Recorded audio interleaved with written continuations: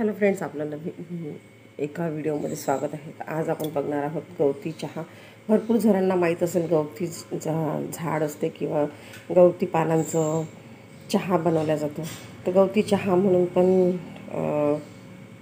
म्हटल्या जाते.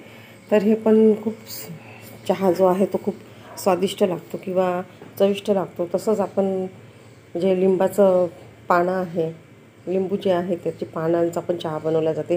तर इथे मी बारीक चिरून तुम्ही वाळवून पण ठेवू शकता. जर तुमच्याकडे झाड असेल तर प्रश्नच नाही.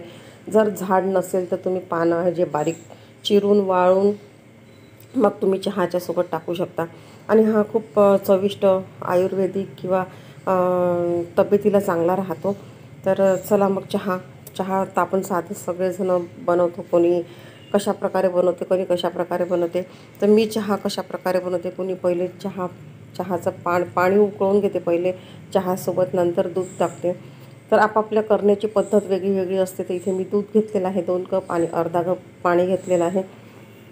आणि यामध्ये आपल्या इच्छेनुसार साखर तुम्हाला किती गोड पाहिजे त्याप्रमाणे आपल्याला टाकायची आहे. आणि चहापत्ती किंवा जो चहा आहे तो कोणाला डार्क आवडतो, कोणाला फेंट आवडतो, कलर जो आहे तो. तर अशा प्रकारे तर इथे मी दूध घेतलेलं आहे आणि आता याच्यामध्ये मी चहा टाकणार आहे आणि साखर जेवढी आपल्याला पाहिजे असेल त्याप्रमाणे. आणि चहा म्हटलं म्हणजे भरपूर जणांना आवडीने चहा पिला जातो. आणि पावसाळा म्हटलं म्हणजे किंवा हिवाळा म्हटलं म्हणजे तर आवर्जून चहा पिला जातो. तर कोणी पाहुणे वगैरे आले तरी आपण चहा पाणीचं विचारतो.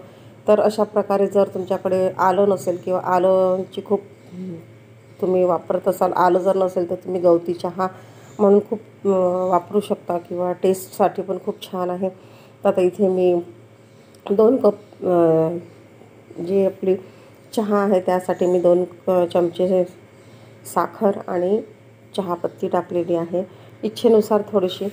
तर आता इथे मी कमी जाळावरती मला चहा आवडतो उकळलेला.